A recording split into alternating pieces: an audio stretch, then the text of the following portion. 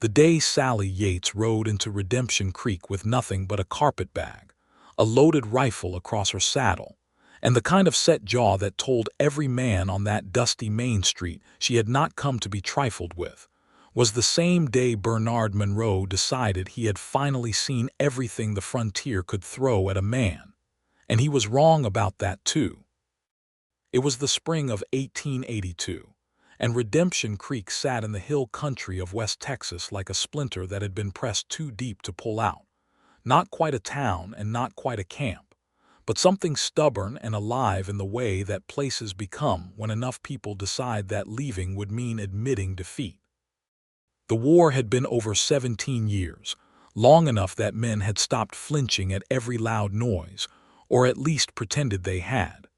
The railroad had pushed through 60 miles south, and that had saved the town once and threatened to ruin it twice, and on balance, most of the residents had decided to call it a draw.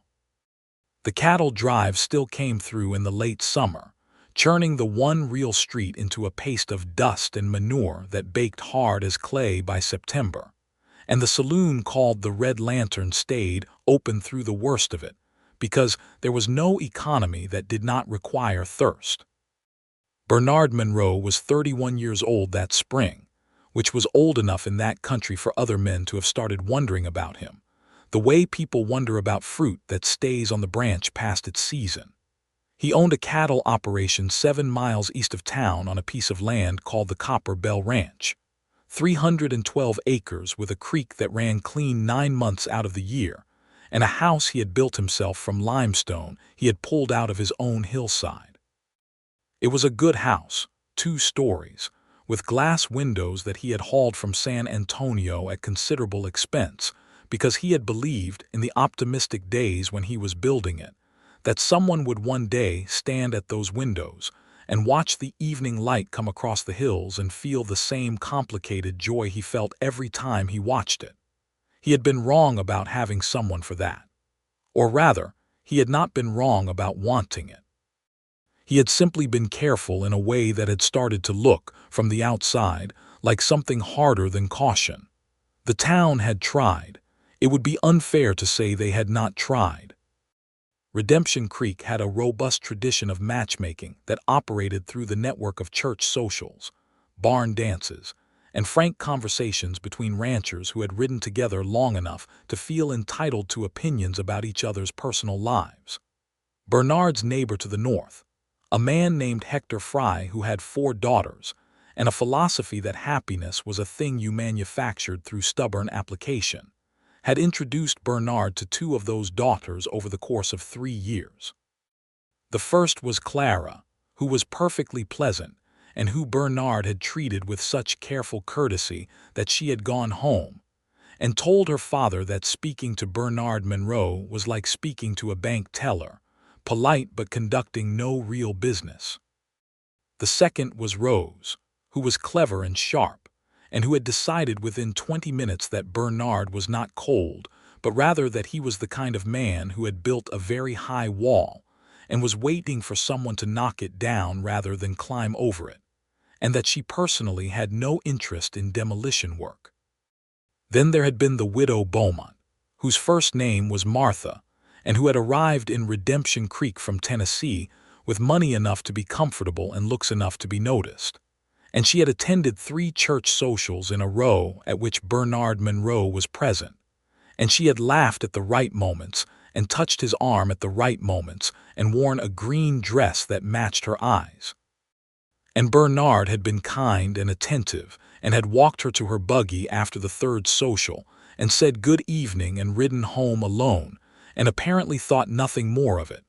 People talked about this.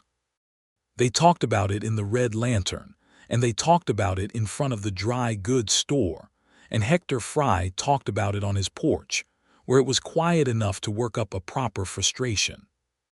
The general conclusion was one of 2 things.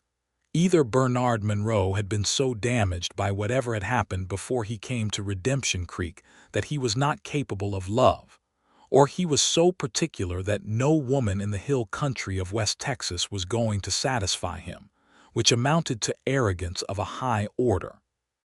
A minority opinion, held mostly by the older women who had seen more of life, was that Bernard Monroe was simply waiting for something real, and that manufactured proximity was never going to produce it.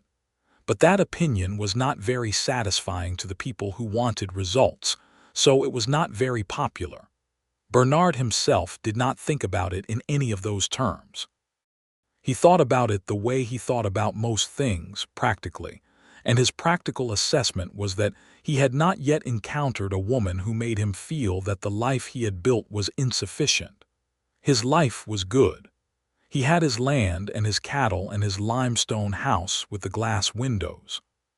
He had a hand named Coyote Pete who had worked for him 6 years, and who was the best horseman Bernard had ever seen, and also the most irritating human being he had ever encountered, and those two qualities balanced out to make him indispensable.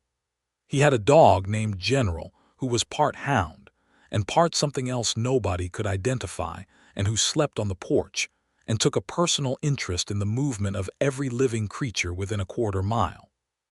He had a good rifle and a good horse, and a reputation for fair dealing that had taken 10 years to build and that he valued more than almost anything. It was enough. It was almost enough. It was the kind of almost that he did not examine directly, the way you do not look directly at the sun even when you know it is there. Sallie Yates had come from Nacogdoches, which was in the piney woods of East Texas, which is to say she had come from a different country entirely, and she carried that country on her the way people carry the places they were made in the way they hold themselves, in what they expect the world to smell like when the wind comes through. She was 26 years old, and she had, in the past 3 years, buried a father, sold a farm, taught school in 2 different towns, and arrived at the conclusion that the frontier was going to keep asking everything of her no matter where she went, and she might as well go somewhere that offered something interesting in return. She had heard about Redemption Creek from a woman named Dora Pitts who ran a boarding house in Fredericksburg, and who had a cousin in Redemption Creek, named Agnes Whitmore, who had written to Dora that the town needed a schoolteacher, and that it was growing, and that it had decent people in it, or enough decent people to make the rest bearable. Sallie had read that letter over Dora's shoulder because they had been sharing coffee and a small table, and it had seemed interesting, and she had said, with the directness that had gotten her in trouble before and would get her in trouble again, "I can teach school. What is the salary?"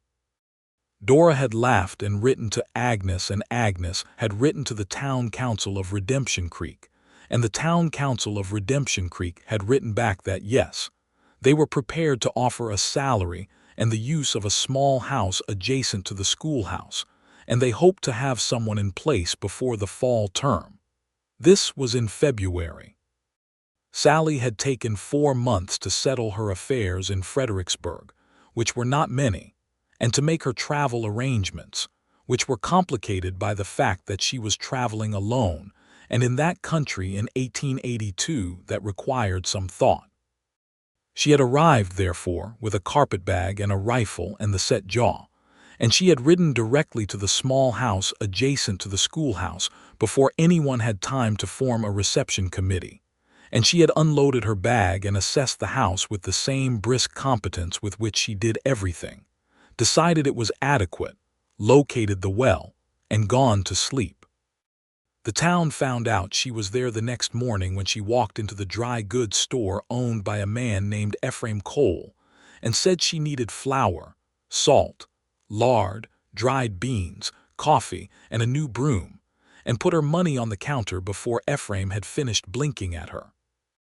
Ephraim Cole's wife, Bertie, was in the store arranging bolts of cloth, and Bertie Cole was the kind of woman who gathered information the way a river gathers water, naturally and without effort and in great quantities, and within 2 hours of Sallie's purchase Bertie had established that the new schoolteacher was from Nacogdoches, was 26, was not married and had never been married, was possessed of what Bertie described as remarkable good looks, if you don't mind that she looks you straight in the eye instead of sideways like a normal person, and had opinions about the quality of the lard that suggested she knew what she was doing in a kitchen.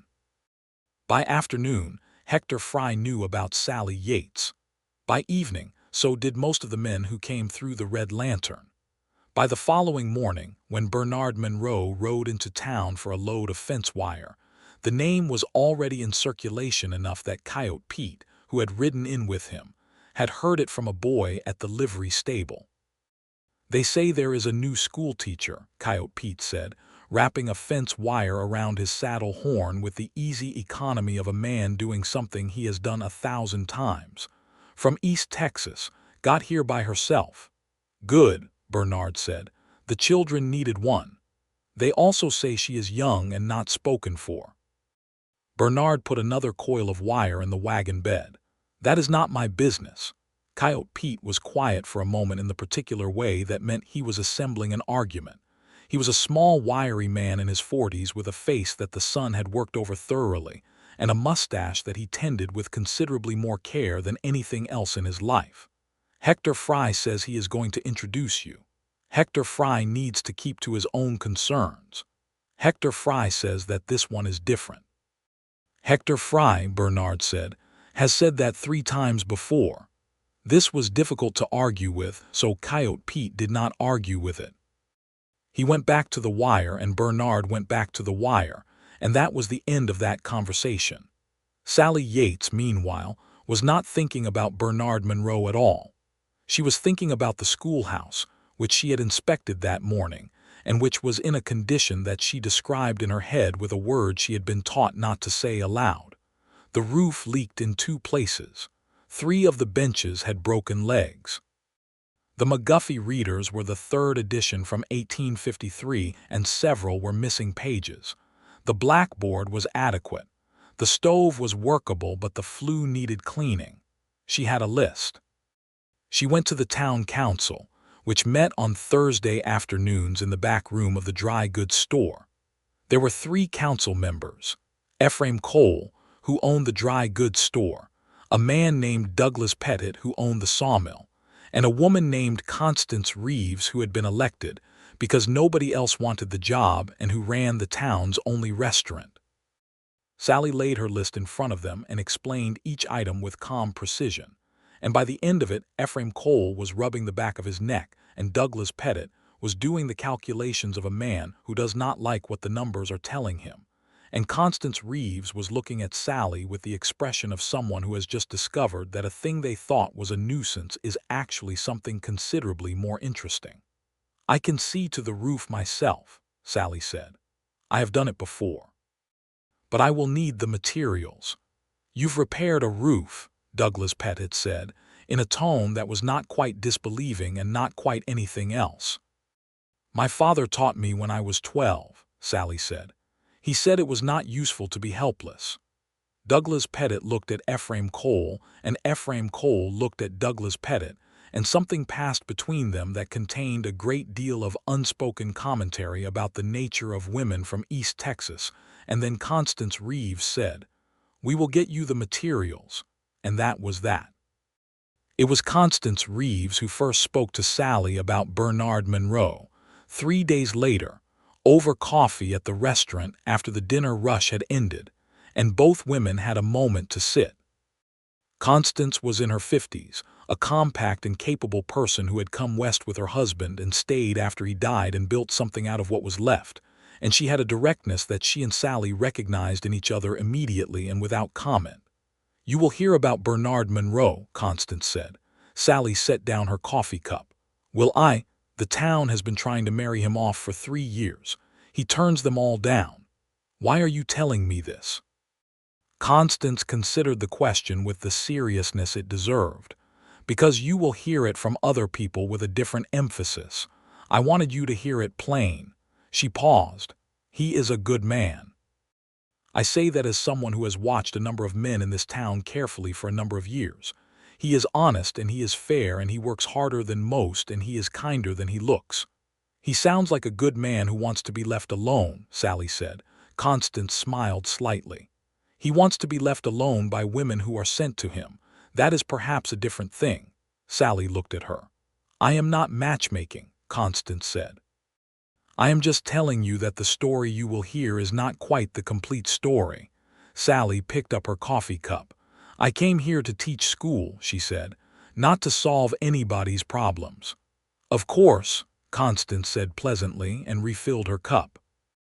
The first time Sallie actually saw Bernard Monroe was 10 days after she arrived in Redemption Creek, which was almost a record for a small town. But she had been busy with the schoolhouse, and he had been busy with the spring branding, and their paths had simply not crossed. It happened in front of the livery stable on a Tuesday morning in late April, which had come in warm and fragrant with bluebonnets and the smell of the creek.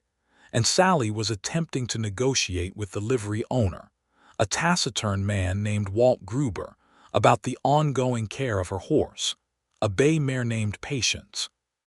And the negotiation was not going well because Walt Gruber believed that women did not know anything about horses and was treating this belief as a starting point for the conversation rather than a hypothesis to be tested. Bernard Monroe rode in while this was happening. He came from the East Road at an easy trot, a tall man on a dark horse, and he swung down from the saddle in the unhurried way of someone who has been riding horses since before he could properly remember, and who has never once had to think about dismounting. He was, Sallie noted in the objective way that she noted most things, considerably better looking than she had expected from a man who lived alone and was apparently indifferent to women. He had dark hair going to gray at the temples, and a face that had been weathered to something honest by 10 years of Texas sun, and the kind of hands that told you, accurately, the story of his work. He heard Sallie's half of the conversation with Walt Gruber as he approached, and he stopped a few feet away and waited, which was courteous, and Sallie was aware of him waiting and chose not to acknowledge it until she had finished making her point to Walt, which was that she knew exactly what her horse's daily feed requirements were, and she was not prepared to pay for grain the animal would not receive. Walt Gruber's face had gone through several phases during this and had ended somewhere between respect and aggravation, and he had agreed to her terms mostly because she had cited the exact market price of oats and he could not argue with her numbers. And when she turned away from the exchange, she nearly ran directly into Bernard Monroe. "Excuse me," she said, stepping sideways. "Miss Yates," he said, and the fact that he knew her name was not surprising because everyone in Redemption Creek knew her name. "Mr. Monroe," she said because she knew his too. He tipped his hat.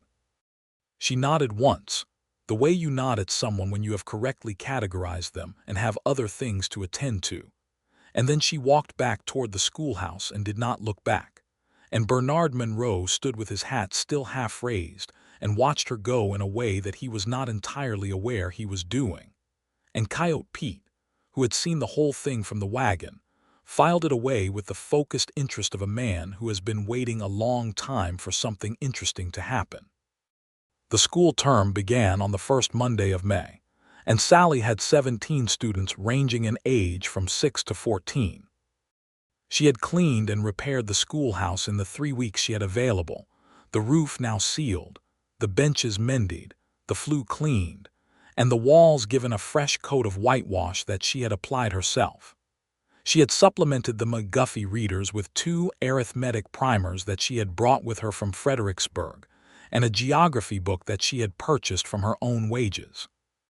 She taught with the same directness that characterized everything else she did, expecting her students to work and praising the work when it appeared and being specific rather than general about both the expectations and the praise. And within 2 weeks the older students, who had expected to intimidate a new teacher and found they could not, had largely decided that they preferred competence to chaos and were doing their work. The town noticed. People who had been skeptical about the young woman from East Texas stopped being skeptical the way people stop being skeptical when the evidence becomes too consistent to ignore.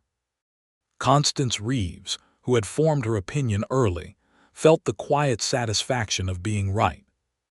Bernard Monroe noticed too, though he encountered the evidence of her indirectly, through the parents of her students, through comments at the feed store and the livery, and the church social at the end of May, where she appeared in a pale blue dress and spoke to people with the same straight-eyed directness she brought to everything, and made the older women laugh and the younger men go slightly stupid. And Bernard observed this from across the room with the neutral attention of a man who is watching the weather. He had not spoken to her again since the day at the livery stable. This was partly because their lives did not naturally intersect, and partly because, though he would not have admitted this even to himself, he was in the habit of being careful, and she was the kind of person around whom his habitual caution felt slightly inadequate. It was the roof that undid it. Or rather, it was the second roof problem, the one that his caution had not anticipated. It was a Thursday in early June, and the sky had been building since morning, the particular blue-black build that anyone who has spent a season in Texas knows means business. And the storm came through just before noon and included hail and a wind that came sideways and had something in it that sounded personal. By the time it was over, 3 buildings in Redemption Creek had damage, including the schoolhouse, where the wind had lifted a section of the newly repaired roof at the ridge line and shifted it 2 inches off the rafters. Not enough to collapse, but enough to mean the next rain would come straight in.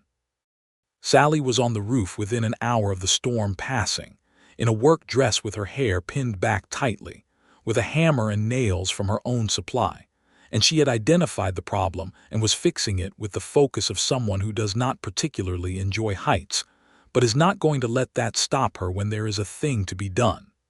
It was one of her students, a 10-year-old boy named Thomas Fry, who was Hector's youngest, who went running to find Bernard Monroe. He had not been sent by anyone. He had simply been watching from below with the genuine alarm of a child who had decided that his schoolteacher was going to fall off the roof, and he had gone looking for the person he most associated with competent crisis resolution, which happened to be Bernard Monroe, who had once pulled Thomas's older brother out of a flooded creek. Bernard arrived at the schoolhouse to find Sallie on the ridge line of the roof, her skirts pinned with the deliberate practicality of a woman who has thought through the geometry of the problem, and she was nailing the ridge board back to the rafter below with the steady efficiency of someone who has done this before. She did not notice him until she had finished the 3rd nail and shifted position, and then she looked down and saw him standing in the yard below with his hands on his hips and an expression that she could not quite read from 20 feet up. "Thomas should not have fetched you," she said. He was worried. "I am fine." "You are," he said, and there was something in his voice that was not arguing, just acknowledging. "But you have missed the 3rd rafter. The section to your left is still loose." She looked to her left. He was correct. She would not have gotten to it until she moved along the ridge.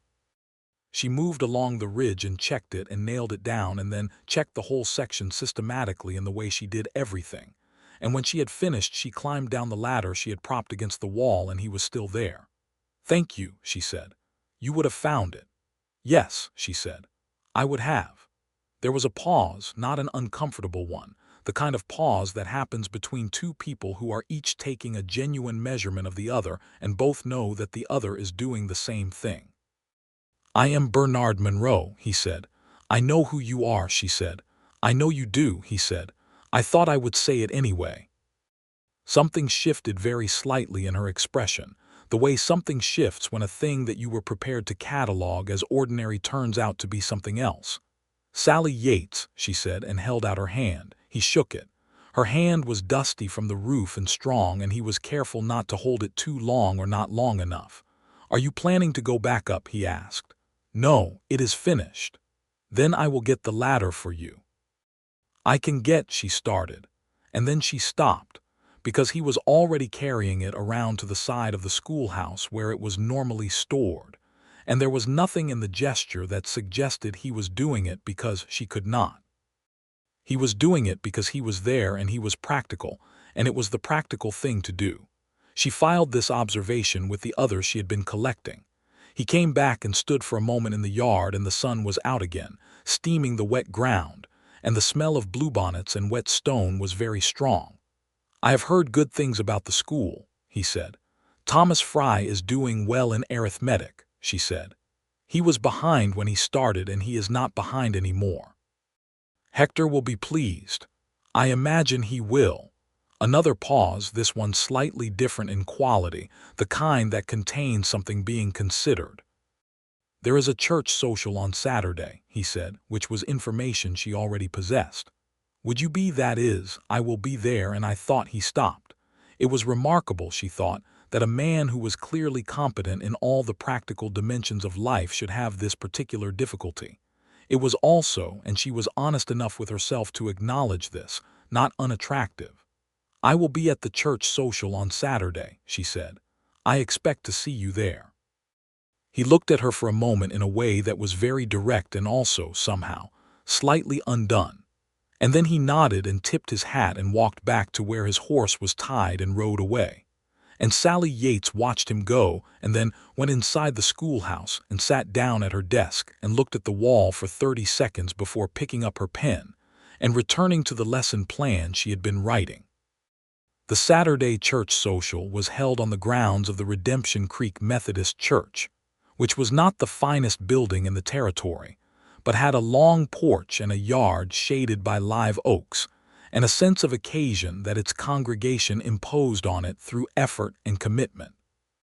The ladies of the congregation produced prodigious quantities of food that appeared on tables made from sawhorses and planks, and someone always brought a fiddle, and someone always brought a banjo, and by mid-afternoon there was inevitably dancing, which the pastor permitted on the grounds that it was outdoors and in daylight, and the alternative was that people would just do it elsewhere. Bernard arrived at the church social at 2 o'clock, which was when he usually arrived, and he was in a clean shirt and his better boots and his hat, which was the same hat he wore every day but which he had brushed, and Coyote Pete, who had come along because he always came along to these things and spent the time in cheerful conversation with other men's wives, took one look at the brushed hat and managed to say nothing, which cost him some effort. Sallie arrived at 2:30, which was when she usually arrived because she had been finishing a letter to Agnes Whitmore who was owed a reply, and she wore the pale blue dress again because it was her best one, and she had done her hair differently, though she would not have described it as having done it differently for any particular reason.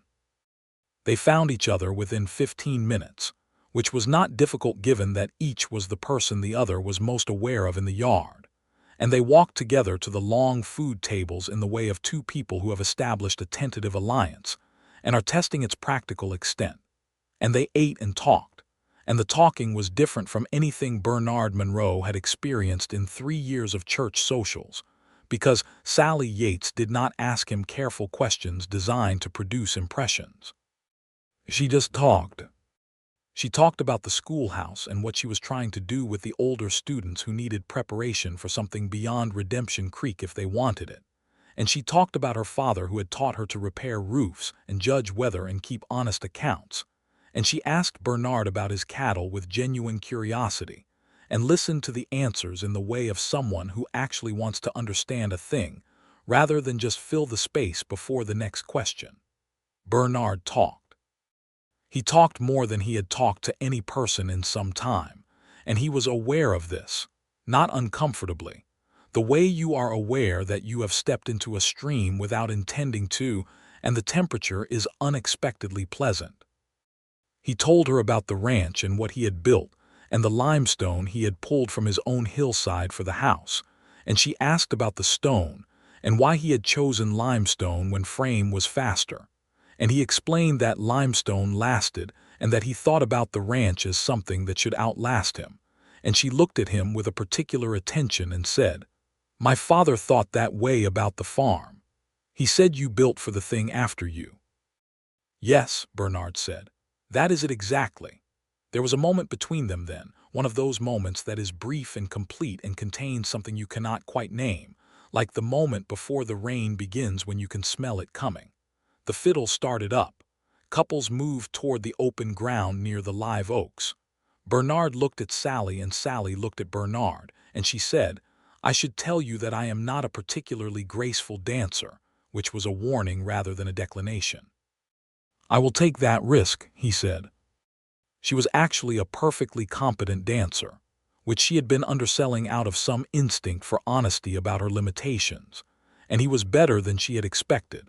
And they danced 2 dances and then stepped back to the shade because the afternoon was warm and stood close together and talked some more. And Hector Fry watched from across the yard with the expression of a man who has been right about something and is only slightly put out that it turned out not to need his assistance. It was after the social, walking back through town in the long gold of the June evening, that something happened which accelerated everything. They had walked from the church ground toward the main street together, because their paths were, for a few blocks, the same, and they were still talking, easily and at some length, about books, because it had come up that they had both read the same novels and had different opinions about one of them, and the disagreement was interesting enough to pursue. They were passing the Red Lantern when a man came out of it sideways through the door, which is to say he was put out of it by another man, and landed in the street in a way that was not graceful, and the man who had put him there came out after him with a loudness that suggested considerable whiskey had been involved. The man on the ground was a Mexican cattle hand named Reuben, whom Sallie knew slightly because his younger sister attended her school, and the man standing over him was a drover named Higgs who was with a cattle outfit that had come through 2 days before, and who had the particular swagger of someone who has decided that smallness in others is something he is personally authorized to address. What Higgs was saying to Reuben was not worth recording, because it was the kind of talk that came from the lowest and meanest part of a man, and that Sallie Yates had heard directed at men like Reuben for her entire life in Texas, and had never found tolerable. She was moving before she had consciously decided to move, not toward Higgs but toward Reuben, and she got to Reuben and got a hand under his arm while Bernard Monroe stepped between her and Higgs with a calm and complete absence of agitation that was somehow more effective than aggression would have been. "Walk it off," Bernard said to Higgs, in the flat tone of someone stating a preference that is also a certainty. Higgs looked at Bernard and did the calculation that men like Higgs do, which is a rapid and usually accurate assessment of whether the man in front of them is going to be more trouble than they want. And the calculation came out against continuing, and he went back into the Red Lantern with as much dignity as he could manage, which was not much.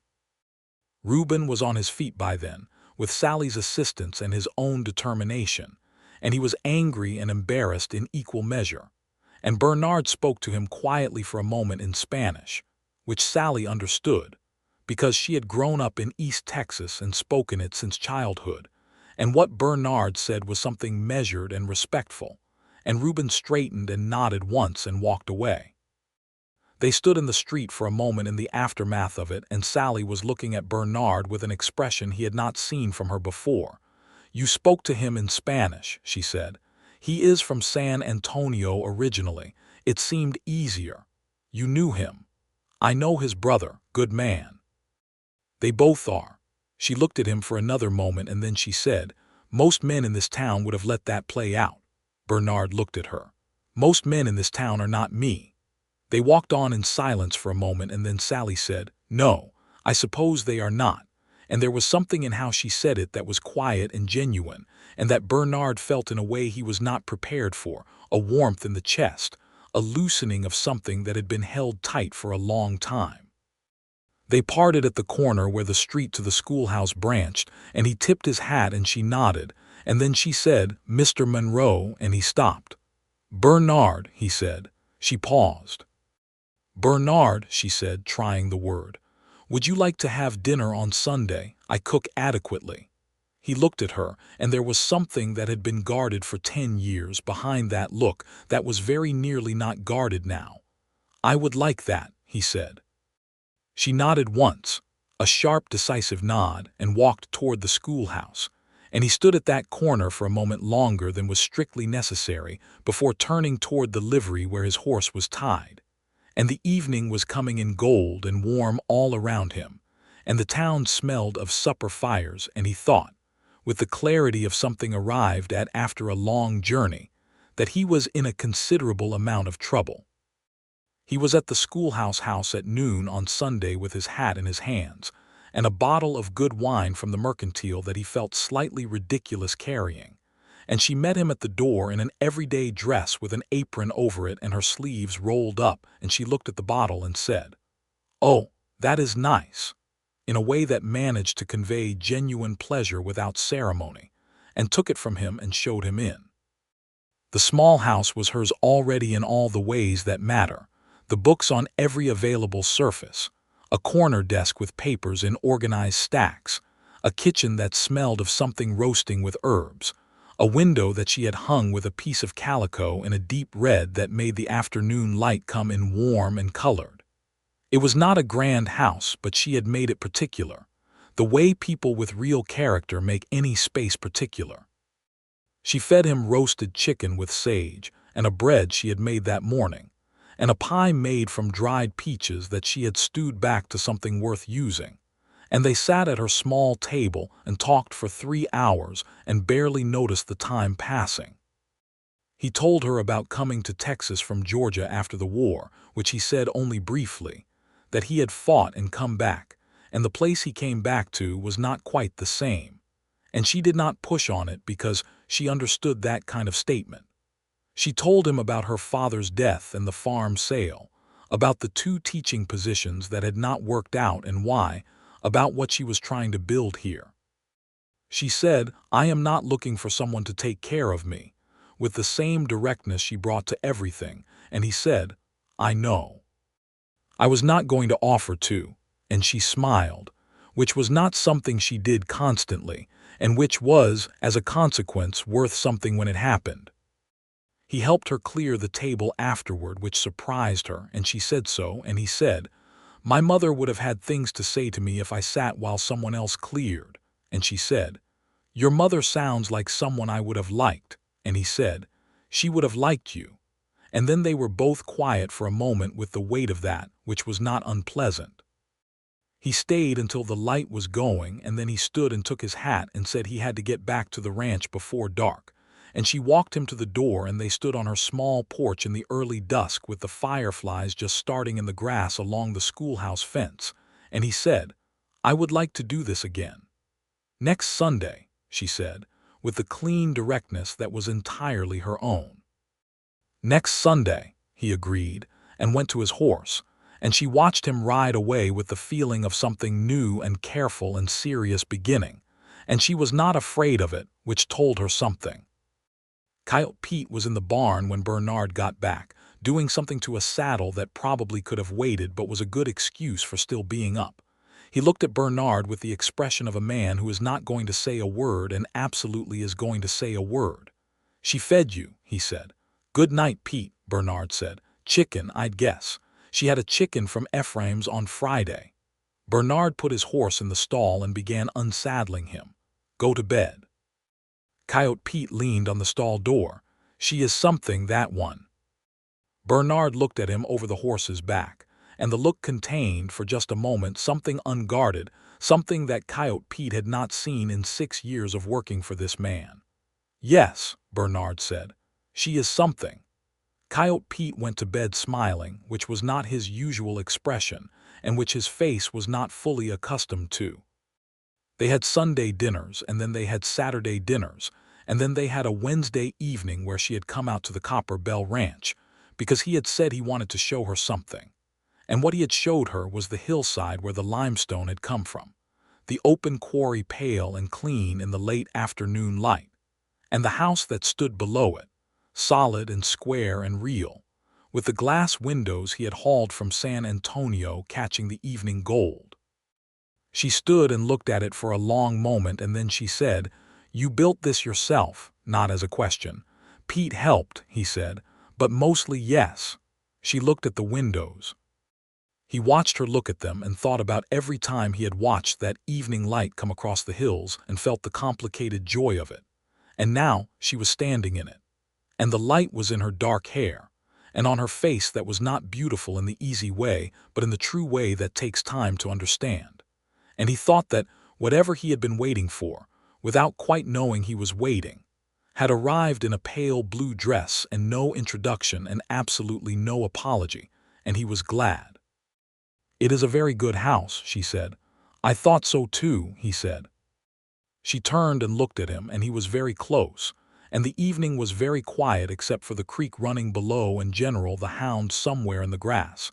And she said, "Bernard," in the same way she had said his name that first evening, testing it, except now it was not a test, it was just his name, and he said, "Sallie," which was the first time he had used it without the prefix. And then he kissed her, which was not quite as careful as everything else he did, and she kissed him back, which was not careful at all. It was some time before either of them spoke, and when they did it was Sallie who said, with her face still close to his and her hand on his chest, "I should tell you that I did not come here for this." "I know," he said. "I came to teach school. I know that too. I am telling you so that you understand that I am not." She stopped. "Sallie," he said, and his voice was very quiet and very certain. "I know who you are." She looked at him. "All right," she said, and leaned against his chest. And the evening came in around them, and the limestone walls of his house caught the last of the light and held it. She did not stay that night, because it was 1882, and she was the school teacher, and her position required a certain propriety, which she understood practically if not morally. And he rode with her back to town and left her at her door, and stood on the street for a moment in the dark, feeling something so large and unfamiliar that he had no name for it, only the physical sensation of it, which was something like relief, which was something like joy. July came in hot, as July in West Texas has always done, a heat that sits on everything and does not ask permission. The school term ended for the summer, and Sallie was freed from the daily requirements of the schoolhouse, and she used some of that time at the ranch, which began as a practical matter. She was helping Bernard build a proper smokehouse to replace the decrepit Linta that had served that purpose, because she was handy, and because she liked the work, and became simply a matter of the place being where she wanted to be. Coyote Pete accepted her presence with the barely suppressed approval of a man who has been waiting for something good to happen, and has stopped pretending not to be glad about it. He called her Miss Yates with a formality that contained considerable warmth, and made her coffee every morning she was there in the strong particular way he made it, which she adapted to quickly and eventually came to prefer. There were conversations in the evenings on the porch of the limestone house, with General at their feet and the hill country dark and enormous around them and the stars very close, the way they are in that country when there is no moon. And in those conversations, they learned each other with the thoroughness that comes when two people are serious and direct and have no interest in performance. She told him about the grief of her father's death, which she had not properly processed because there had been too much to do, and he listened with the whole of his attention, and at one point took her hand and held it and said nothing, which was exactly right. He told her about the war, briefly and in the compressed way of someone who has decided that the essential truth can be said without the full account, and she listened and did not flinch, and did not offer a comfort she did not mean, which he had needed without knowing it. "You are the least sentimental woman I have ever met," he said to her one evening, not critically. "I have found sentiment to be frequently expensive," she said. He laughed, which was a full and genuine sound that she had found she needed to hear regularly, as a kind of accounting for the day. "Yet here you are," he said. "Here I am," she agreed, and leaned against him on the porch bench they had taken to sharing, and the night came in warm and full of cricket sound. Hector Fry came to the ranch in early August, ostensibly about a fence-line dispute that had been mild and largely resolved but which served as a conversational entry, and within 10 minutes had arrived at the subject of his actual visit. He sat on Bernard's porch with a cup of coffee and said, "I suppose you know that people are talking." "People always talk," Bernard said. "About you and the school teacher."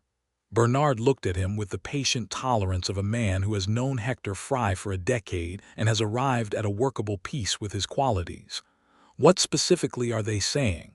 They are saying it is time for someone to do the right thing, Hector said. Before he paused, looking for the diplomatic construction, before people start to wonder. Bernard was quiet for a moment. Then he said, Hector, do you know why I have not brought any of this up with you in the past 3 years? Hector looked uncomfortable. I imagine you're going to tell me. Because what happens between me and a woman is between me and that woman and nobody else. Not the town, not you, not what people wonder. It happens in the time it happens in and not before. Hector looked at his coffee. Then he looked up. She is a good woman, Bernard. I know she is, Bernard said, and there was something in how he said it that made Hector Fry put his coffee down and look at his neighbor with a new attention. Oh, Hector said, with the expression of someone who has just understood a thing that explains several previous confusions. Go home, Hector, Bernard said, not unkindly. He asked her in September. They had ridden out to the far pasture to check on a section of the herd that had been moved there, and they had stopped at the high point where you could see the whole valley and the town, and the road east and west and all of it. And the September light was doing what September light does in hill country, turning everything to copper and gold. And Sallie was on her bay mare looking out at it, and her face was doing the thing it did when she was moved by something, and trying not to show it too much. I want to ask you something, he said. She looked at him. She was not a woman who affected surprise at things she had seen coming, and she had seen this coming and had been thinking about it for some time, which meant she had her answer. Then ask it, she said. Sallie Yates, he said, and it was very simple, the way the things Bernard Monroe said were always simple, because he did not believe in ornament. I want you to marry me, not because it is the proper thing or the expected thing. Because this ranch needs someone who will fight for it the way I fight for it, and that person is you, and I need that person to be my wife. And because, he paused, and the pausing was the only indication of what it cost him to say it, because I have been on this land for 10 years, and I have watched that evening light on those hills for 10 years, and I have never been able to adequately share it with anyone. And when you stood in it in July, I thought that this was what I had been keeping it for, and I cannot unknow that. Sallie looked at him for a long moment in which the afternoon was very still around them. That, she said, is the most you have said to me in one uninterrupted passage since I have known you. Yes, he said, it cost something. I know it did, she said. Yes, Bernard, I will marry you. He reached across from his horse to hers, which was awkward and not graceful, and took her hand and held it, and she held back, and they stayed like that on the high point of his land in the copper September light with the whole valley below them, and it was not a small thing. They were married in October, at the Redemption Creek Methodist Church, with the pastor officiating and Constance Reeves weeping in a way she would deny strenuously at any future social gathering, and Hector Fry sitting in the front row with the expression of a man who has, against all evidence, decided he was in some small way responsible for this outcome. And Coyote Pete in a clean shirt that he had purchased specifically for the occasion, and that he wore with the careful posture of someone unfamiliar with clean shirts. Sallie wore a dress of ivory cotton that she had made herself in the evenings of the preceding month, because she was the kind of person who made her own wedding dress with the same quiet competence she brought to everything. And she carried a small bunch of late autumn wildflowers that Constance had assembled, and she walked down the aisle of that plain church with the same set jaw she had ridden into Redemption Creek with 7 months before, except that now the set jaw contained something it had not had then. Something that was still resolute but also lit from within, a certainty that was not about surviving but about choosing. Bernard stood at the front of the church in his best suit and watched her come down that aisle, and the expression on his face was not readable to everyone, but to Coyote Pete and to Constance Reeves and to Thomas Fry, who was there because his schoolteacher was getting married, and that seemed important. It was very clear. It was the face of a man who has been alone a long time and has suddenly and finally and permanently understood that the aloneness is over. The ceremony was simple and genuine, and when the pastor said, "You may kiss the bride," Bernard did. And it was not a peck and it was not a performance. And someone toward the back said, "Well, all right then." And there was laughter. They had a wedding supper at Constance's restaurant, which Constance had closed to the public for the evening and decorated with cut flowers from her own garden. And there was dancing in the street outside, because the Red Lantern's fiddle player had come out and started up, and these things have a logic of their own. Sallie danced with Bernard and then with Coyote Pete, who was a better dancer than anyone had expected, and with Hector Fry, who was not, and with Thomas Fry, who stood on her feet, and with Douglas Pettit and Ephraim Cole, and even with the pastor, who had more rhythm than his position suggested. And the street was lit with lanterns and the night was cool, and the stars were the same stars she had looked at from the East Texas farm, and they looked different now, closer and more hers. They drove out to the ranch in the dark with the night all around them and the stars overhead and General running alongside the wagon, and Bernard put his hand over hers on the seat, and she turned her hand to hold it, and neither of them said anything because there was nothing that needed saying that was not already being said by the night and the stars and the simple solid fact of the two of them together on that road. She stood at the glass windows of the limestone house that first night as his wife and watched the dark hills and the faint silver of the creek below, and Bernard stood behind her and she could feel the warmth of him and the reality of him, and she said, "This is what you meant, about the light." "Yes," he said, "this is what I meant. I understand it now," she said. "Good," he said, and put his arms around her, and the house held them in its limestone walls, solid and permanent, built to outlast its builder, exactly as intended. She kept the school. This was not a question between them because Bernard had never suggested otherwise, and she appreciated that he had not, though she had been prepared to hold the point if necessary. She rode to town on school days on Patience and rode back in the late afternoon, and the ranch became the place she returned to, which was a different thing from the place she had left, and the difference was everything. The first winter was a revelation in weather, because East Texas winters are mild and West Texas winters are not, and the blue northers that swept down across the plains and hit the hill country with ice and wind were something she had only read about. She adapted with the same thorough pragmatism she brought to everything, adding a second layer to her riding clothes, learning the signs of a coming norther from Bernard and from Pete, and discovering the particular pleasure of a limestone house with a good stove in weather that made the outside world briefly uninhabitable. They snowed in once in January, 3 days in which the ranch was its own world, and she graded papers at the kitchen table, and Bernard worked in the barn, and they ate together at every meal, and she read to him in the evenings from the novel she was currently working through, which was one she had been meaning to read for 2 years and had never had the sustained time for, and he listened with his eyes closed and his boots off, and his whole body relaxed in the way it was only ever relaxed here, in this house. "With her, you read beautifully," he said on the second evening. "My father said reading aloud was the only true test of whether you understood what you were reading," she said. "Your father was right about a great many things," Bernard said. "He was right about most things," she said. "He was occasionally wrong about people." "What did he think about me?" Bernard asked and then caught himself. "That is, he could not have known about me."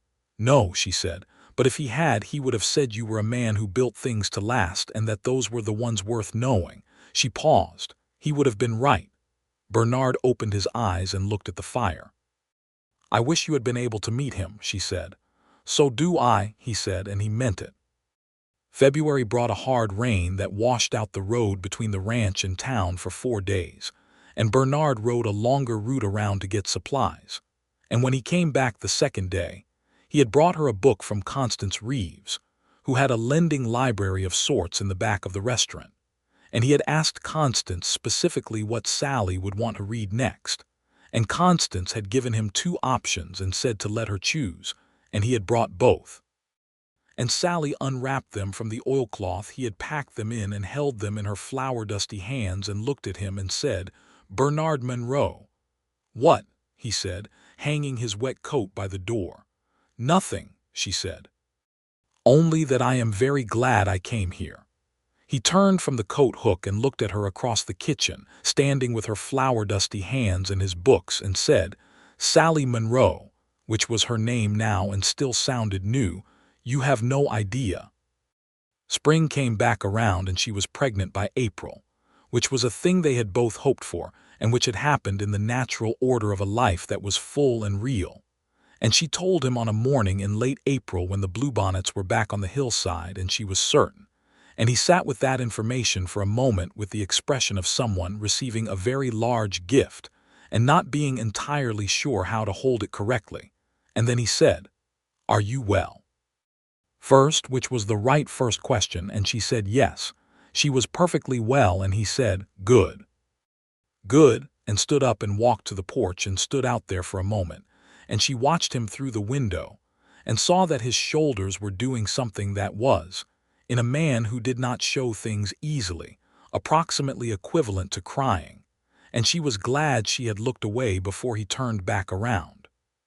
He was attentive throughout the pregnancy in the careful, practical way that was his language, making sure the heavier things were done by himself or Pete, riding with her on the school days until she asked him not to because she was capable of managing a horse in good health, and then accepting that and not arguing, which she appreciated. Coyote Pete began appearing with small practical gifts: a footstool for her desk at the schoolhouse, a larger pot for the kitchen that he claimed he had found surplus in the barn and no longer needed, a smoked ham from a neighbor's pig at the harvest. She taught through September, which raised some eyebrows, and she would have taught through October too, but the baby had his own timeline, which turned out to be October 3rd. And she delivered a boy who was large and furious and red-faced, and absolutely committed to announcing his existence, which he did with considerable volume. Bernard was there, which was not traditional, but she had made clear she preferred it. And the midwife, a woman named Mrs. Castellano, who had delivered half the children in the hill country, permitted it because she had encountered Sallie Yates Monroe's preferences before and had learned they were not negotiable. He held her hand and said almost nothing except, twice, "You are doing so well," in the same tone he used for everything he meant absolutely. And when the baby arrived and was placed in his arms, he looked at the furious red-faced boy with an expression that Sallie, exhausted and sore and deeply satisfied with herself, recognized as the same expression he had had that first evening when she had spoken his name for the first time. Something undone in the best possible way. They named the baby James, for her father, and James Monroe was a solid and healthy infant who took to the world with the same direct engagement his mother brought to everything, opening his eyes and looking around as if taking inventory. General, the hound, sniffed him once, and then returned to the porch with the air of a creature whose territory had just expanded and who had decided to accept this. Coyote Pete held the baby when permitted, with the elaborate carefulness of a man unused to babies and determined not to damage one, and spoke to James in low Spanish that nobody else could hear, and James seemed to find this acceptable. The fall of 1883 was a good one for the ranch. The summer had been fair, and the cattle were in good condition, and the prices at the stockyards in San Antonio were better than the previous year. And Bernard came home from the drive in late September with money enough to make some improvements he had been planning. And he and Sallie sat at the kitchen table in the evenings with the baby in his basket nearby and went through the accounts together, because she had taken on the accounts shortly after the wedding and he had been glad to have her. She was a better accountant than he was by nature, and she had a clear head for what was necessary and what was merely desirable. "We could add a room," he said. "We should add a room," she said. "James will not always want to sleep in a basket." "2 rooms," he said. "In case." She looked at him across the table. "In case," she agreed. The rooms were built in the spring, limestone to match the rest, and they were finished by the time Sallie discovered in June that Encase was already becoming a certainty.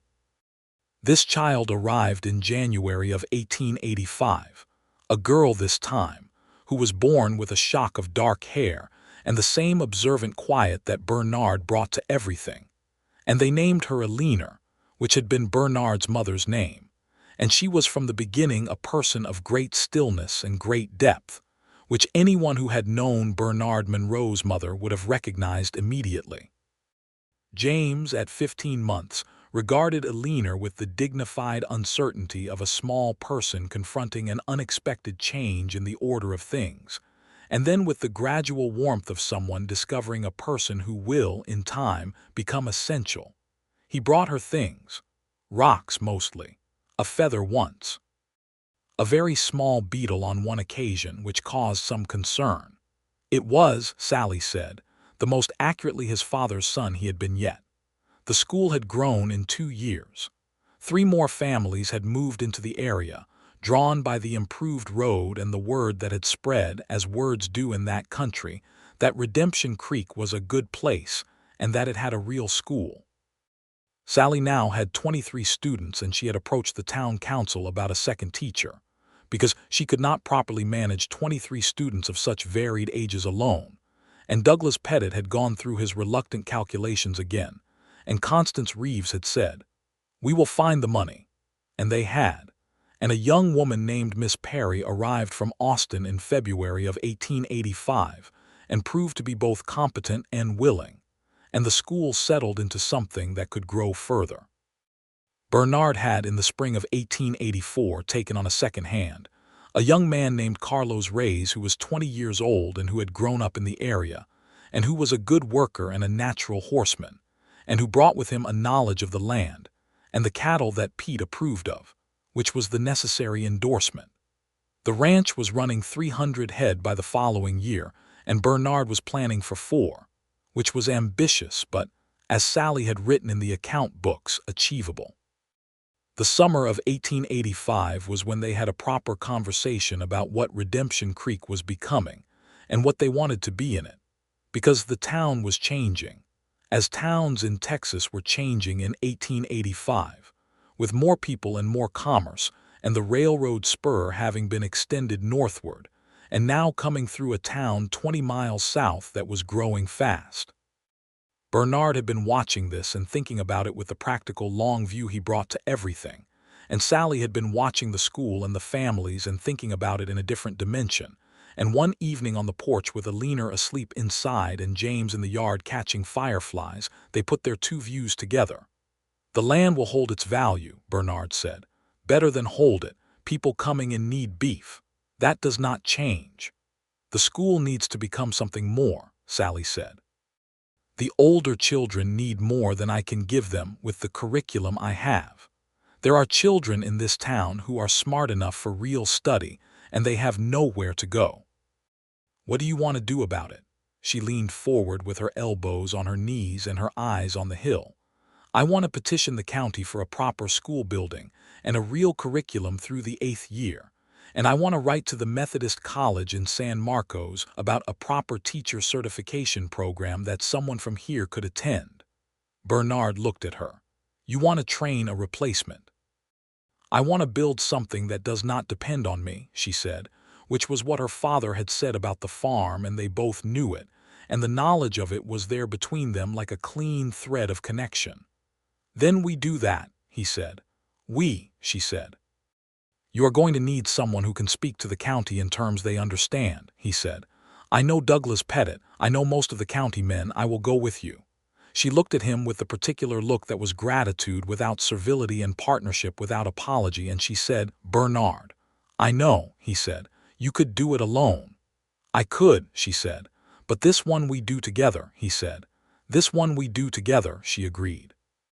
They went to the county seat in September, Bernard and Sallie Monroe arriving in their good clothes in the ranch wagon, with a petition that Sallie had written and Bernard had helped refine, and they sat across from the county school superintendent and his assistant and made their case.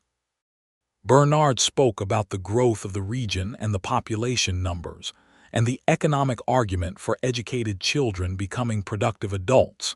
And Sallie spoke about the specific curriculum and the building requirements and the certification standards, and cited 3 other Texas counties that had done the same thing and flourished for it. The county superintendent was a man in his 50s named Davies who had been doing this job for 15 years and who could recognize, when it was in front of him, a proposal that had been built with care and conviction, and he approved funding for the building that same meeting, which was faster than anything Sallie had expected, and which she managed to absorb without visibly showing her surprise until they were back in the wagon. "He said yes," she said, when they were on the road out of town. "He was going to say yes," Bernard said. "Your proposal was complete. There was nothing to argue with." "People argue with complete proposals all the time," she said. "Not that kind of complete," he said. "The kind where you know every question they might ask before they ask it." She was quiet for a moment. "I was nervous," she said. He looked at her, and this surprised him enough to show, because Sallie Yates Monroe was not often nervous about anything. "Were you?" "I wanted it very much," she said. "You want things less calmly when you want them very much." He reached across and put his hand on hers on the wagon seat. "I know exactly what you mean," he said, and she looked at him and smiled, and the road back to Redemption Creek rolled out before them under the September blue. The new school building was finished by the following spring, 1886, a proper frame building with 2 classrooms, and a library room where Sallie began to accumulate books through a combination of purchase and donation. And Miss Perry moved into the 2nd classroom with the older students, and Sallie taught the younger ones. And Thomas Fry, who was 14 now and the best student in the school, was identified as someone who would be going to San Marcos for the college program when he was old enough. And Hector Fry received this news with the expression of a man who has repeatedly been wrong about the direction in which good things would come from, and has decided to stop predicting. James Monroe was 3 years old, and Alina was 1 when the new school opened, and Sallie brought them both on the opening day, James in his best clothes and Alina on her hip, and the community turned out in the way that communities turn out when something real has been built, and Constance Reeves made a speech that was short and specific, and did not waste anyone's time. And Bernard stood in the back of the room with his son, and watched his wife receive the acknowledgement of the people who had come here the way she had, because this was a place that something was being built, and he thought he was possibly the luckiest man in the state of Texas, and that the word lucky was not quite adequate. He told her this that evening on the porch, which was where they said the things that mattered. "Lucky is not the right word," she said. "What is the right word?" She thought about it, which was a thing she always did honestly rather than quickly. "Found," she said. "I think the right word is found." He looked at the hill. "Yes," he said, "that is the right word." The children were in bed, and the night was summer warm, and the creek was running below, and the stars were the same stars they had always been, and Sallie was beside him on the porch bench they had long since considered theirs by occupancy, and General the hound, going gray around the muzzle now but still maintaining his professional interest in the movement of things in the dark, was at their feet. "Do you remember," she said, "the first time you came for Sunday dinner?" "Every detail," he said. "I was terrified," she said. He turned to look at her. "Not of you," she said. "Of wanting something." She paused. "I had not done that in a long time. Wanted something for myself rather than just for what needed doing." "What did you want?" he asked. She looked at the hill. "I had ridden here alone and asked for a position and fixed a roof and introduced myself to a town, and I was doing everything that needed doing, and I was good at all of it. And I was sitting in that small house in the evenings with my books, and I was telling myself it was enough." She paused. "And then you stood at the corner and asked to come for dinner with your hat in your hand, and I went inside and sat at my desk, and I thought." She stopped. "What?" he said. "I thought, what if it is not enough?" she said. "What if I have been telling myself it is enough because the alternative is wanting something I am not certain I can have?" He was quiet for a moment. Then he said, "You sent yourself here with no introduction and no apology." "I did," she said. "You walked into Ephraim Cole's store and put your money on the counter," he said. "I needed flour," she said. "You climbed onto a roof in a thunderstorm's aftermath," he said. "The roof needed fixing," she said. "You asked me to dinner," he said. "You were taking too long," she said, and he laughed and she smiled. And the night was all around them and the house was behind them, solid and real. "I had been waiting," he said. "I did not know what I was waiting for, but I would not have found it in what was brought to me. It had to come itself. Without someone managing it," she said. "Yes." She nodded and leaned against him, and he put his arm around her, and they were quiet together in the good way, the way of two people who have found each other so completely that the quiet between them has depth. "I would like another," she said presently. He looked at the hill. "Child," she clarified. "I understood you," he said, and the warmth in his voice was everything. "So would I." Coyote Pete found out about the third pregnancy the way he found out about most things, which was by paying attention, and he prepared for it with the same methodical devotion he had brought to the previous two, appearing with practical gifts at intervals timed to need. This time it was a proper rocking chair, one he had commissioned from a carpenter in Fredericksburg, because he had decided that the one she had was not good enough, and he delivered it with the air of a man presenting something entirely casual. Sallie looked at the chair and looked at Pete and said, "Coyote Pete, you are the best-hearted man in this county." He turned the color of a brick. "It was surplus," he said. "You had it made for me," she said.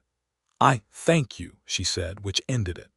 The third child, another boy, arrived in the winter of 1887, and they named him William Henry Monroe, and he was from the beginning a loud and social and cheerful person who had apparently arrived with a detailed plan for being the center of all activity and no intention of revising it.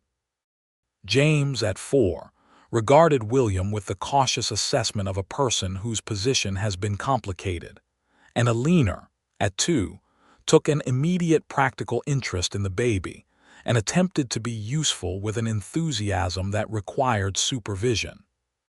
Bernard Monroe, watching his family on a January morning in 1887, with the winter light coming through the limestone house windows he had hauled from San Antonio all those years before, felt a fullness that he had no language for and did not try to find. His wife was at the kitchen table with William in her arms and a book open in front of her, reading with one hand and holding the baby with the other, because she was never fully separated from her work, and because William had decided he was most contented when read to, which was a predisposition Bernard thought spoke well for the boy's future. Alina was on the floor with her blocks, arranged in patterns that were too systematic for a 2-year-old and that Sallie had stopped commenting on, and James was somewhere in the barn with Coyote Pete, receiving what had become his informal daily education in horses and cattle and the practical management of a working ranch. It was, Bernard thought, exactly what he had built the house for. It was the thing after him. It was the thing worth building. He came in from the cold, and Sallie looked up from her book, and William looked up from his half-sleep, and Alina arranged a block and said, "Papa," in the calm declarative way she said most things. "Good morning," Sallie said. "Good morning," he said, and kissed her on the top of her head and bent to look at William, who regarded him with the profound and non-judgmental attention of a very new person, and he said, "Good morning, William," and William replied with something that contained no vocabulary but considerable intention. "He has opinions," Sallie said. "He does," Bernard agreed.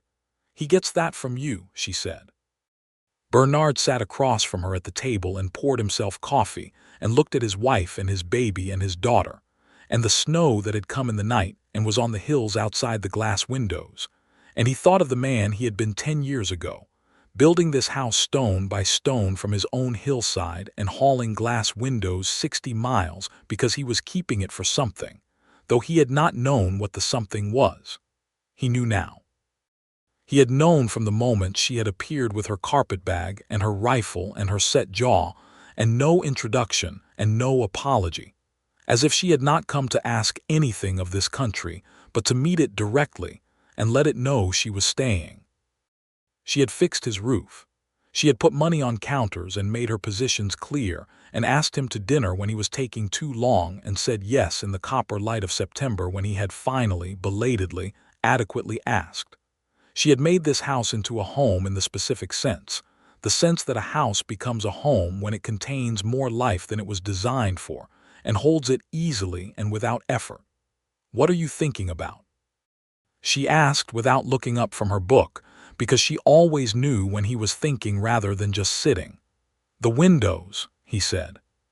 She did look up at that and looked at the windows and the snow on the hills outside them, and she understood because she always understood him, and she smiled. "They were worth the 60 miles, she said. "Every mile," he said. Outside, the snow was stopping and the sun was coming through, and the hills were white and gold, and the creek was running under its ice, and the land was enormous and clear and permanent, and the limestone house held against the winter with the indifference of something that has been built to last. General the hound barked once from the porch, announcing something in the distance that only he could see. Somewhere in the barn, Coyote Pete was teaching James Monroe to read the quality of a horse's step, passing along the accumulated knowledge of a life lived close to animals and land. Miss Perry was in the Redemption Creek schoolhouse with 25 students on a winter morning, continuing what Sallie had built. Thomas Fry was in San Marcos at the college, preparing to come back and be part of it. And in the kitchen of the limestone house, Bernard Monroe sat across from his wife and drank his coffee and watched his children, and felt the specific satisfaction of a man who has built something real and found the person to fill it with, who has been patient in the right way, and found that the waiting had not been wasted, who had turned down every gentle manufactured connection offered him because none of them were true, and had found truth in the most unmanufactured thing possible. A woman who came to a town she did not know because she had a practical assessment of her skills and a willingness to be somewhere new, who had introduced herself to no one, and apologized for nothing and stood in the evening light of his hillside and said, "This is what you meant about the light," and had meant it. He reached across the table and put his hand on hers, the way he had on the wagon seat coming back from the county seat, the way he had at the church social and in the September pasture, and on 1,000 ordinary days that were not ordinary to him at all. She turned her hand and held his, still reading, William still in her arms, Alina still building her systematic towers. It was enough. It was more than enough. It was everything.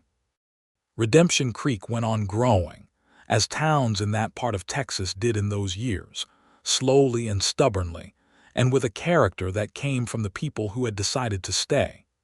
The school became what Sallie had wanted it to be, a real institution with a full curriculum and properly certified teachers and a library that grew every year.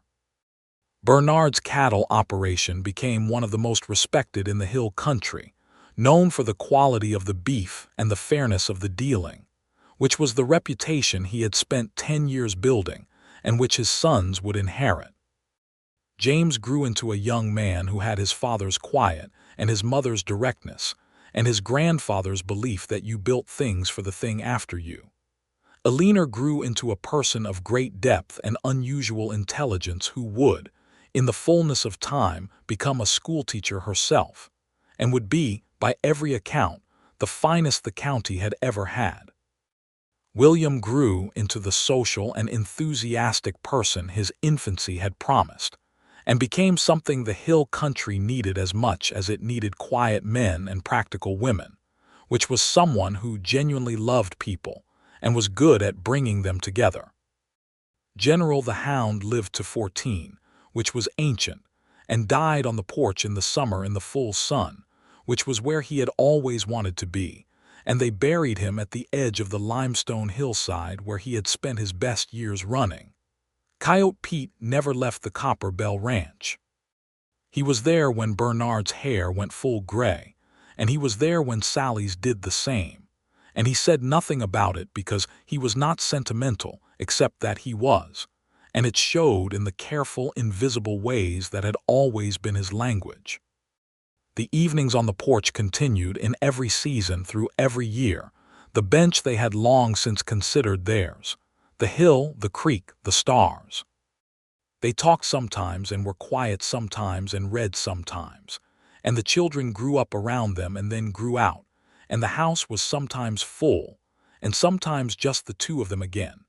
And in the just the two of them years, there was a completeness to the quiet that neither of them had to explain to the other, because it had been built together over so many years that it was entirely and permanently theirs. There was an evening in the fall of some year well into the 1890s when the hill was going to red and gold and the air had the particular clarity of a Texas autumn, and Bernard and Sallie were on the porch in the early dusk the way they had been on 1,000 evenings, and she said, "I have been thinking about the day I rode in." "With the rifle," he said. "With the rifle," she agreed. "And the carpetbag. Walt Gruber did not know what to do with you," he said. "Walt Gruber never did," she said. They were quiet for a moment the way they were quiet with weight in it. "I did not come for you," she said. "I want to be clear about that." "I know," he said. "I came because there was a teaching position and it seemed like the right place." "I know. But when I had been here a week," she said, and she paused. "What?" he said. "I knew it was the right place for something I had not expected," she said. "I did not know yet what, but I knew." He looked at her. Her hair had gray in it now and her face had the years in it, and she was more beautiful to him in this moment than she had been in the pale blue dress at the church social, because all the years were in her face and all the years were his, and the house and the land and the children and the life were his, and she was his, and he was hers in the complete and permanent way of people who have chosen each other truly. "I knew it too," he said. "The day at the livery stable. You showed nothing," she said. "I was careful," he said. "You were," she said. "And then you were not, and that was better." "You were never careful," he said, and the affection in it was enormous. "I was plenty careful," she said. "I was careful in ways you never saw." He laughed, and she smiled, and the evening came in around them, and the hill turned deep red in the last light, and the creek ran below, and the limestone house was warm at their backs, and everything that had been built and chosen and fought for and loved was here, all of it in the circle of what they had made. "Are you happy?" he asked, which was not a question he asked often because it was not in his nature to ask what he could observe, but this evening it seemed right to say it. She looked at the hill. "Bernard Monroe," she said, "I am so happy it frightens me sometimes." He took her hand. "Don't be frightened," he said. "It is supposed to be this big." She held his hand in both of hers and looked at the last of the light on the hill, and the stars were coming in one by one above them, and the house held them, solid and permanent and real, built to last, built for the thing after you, filled with every good thing that had come from a woman who had arrived with no introduction and no apology, and had turned out to be everything.